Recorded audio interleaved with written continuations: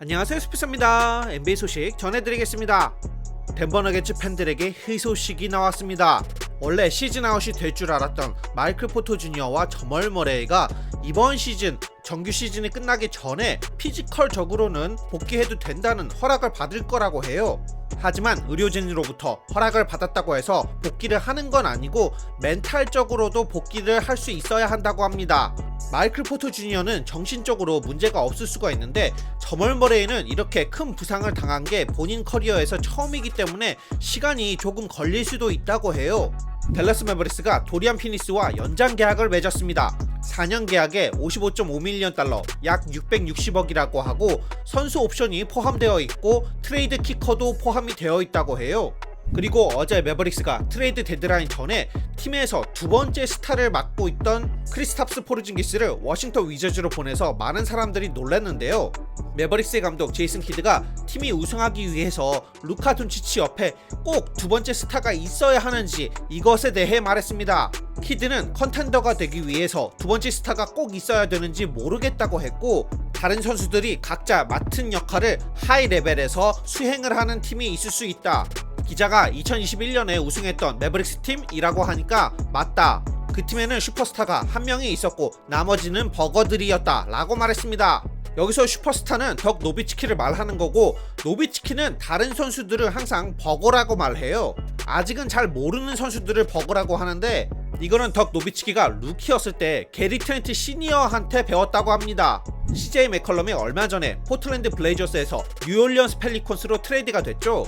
맥컬럼을 영입하길 원하는 다른 팀들도 있었는데 맥컬럼이 펠리컨스로 가는 걸 골랐다고 해요.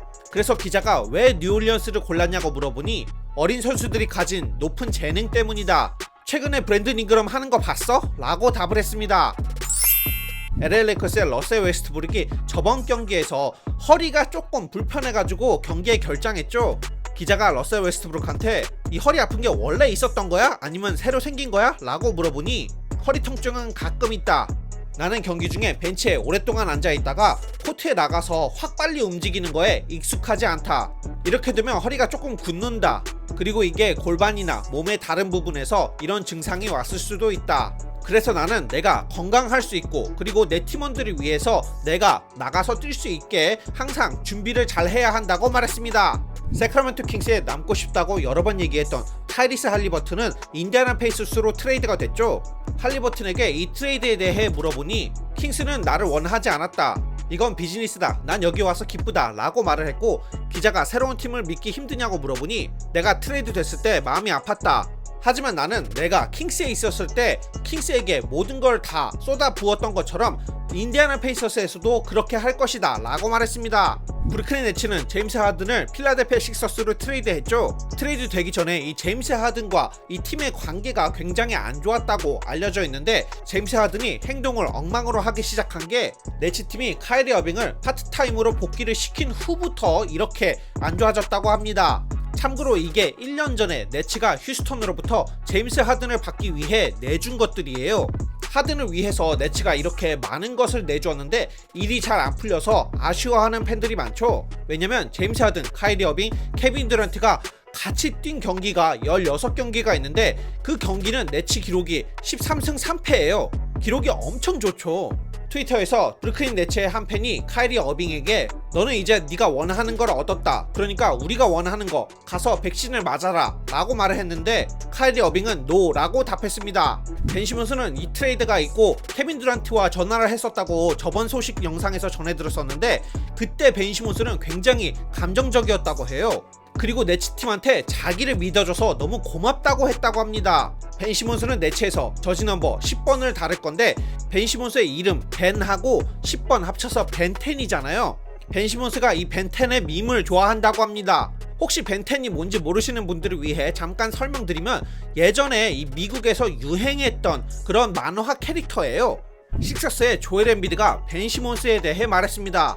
이 일이 있기 전까지 본인과 시몬스가 계속 이겼던 그런 것들은 상관이 없어진 게 좀 아쉽다. 그리고 벤 시몬스가 자기의 팀을 가지고 스타가 되는 게 더 중요했던 것 같아서 유감스럽다고 말했습니다. 시카고 불스의 잭 라빈이 불스가 동부 최강팀이라고 말을 했는데요. 우리 팀이 건강해지고 우리가 해야 할 일을 한다면 나는 동부에서 우리를 이길만한 팀이 보이지 않는다 라고 말했습니다. 론조 볼하고 알렉스 카루소가 부상으로 빠져있지만 실제로 그 둘이 있을 때 시카고 불스가 동부 컨퍼런스에서 1위였기 때문에 이런 말은 충분히 할 수 있다고 생각해요. 이제 내일 경기 승부 예측입니다. 내일은 2경기밖에 없는데요. 애틀랜타 혹스 대 보스턴 셀틱스 경기는 요즘 혹스가 경기력이 안 좋기도 하고 셀틱스는 데릭 화이트가 오고 예전보다 확실히 업그레이드가 된 느낌이 나기 때문에 저는 셀틱스를 골랐습니다. 팀벌브즈 대 페이서스 경기가 조금 고르기 힘든데 저는 그래도 팀벌브즈를 고르겠습니다. 페이서스에 아직 마일스 터너가 없기 때문에 칼 앤서니 타운스를 막기 너무 힘들 것 같아요.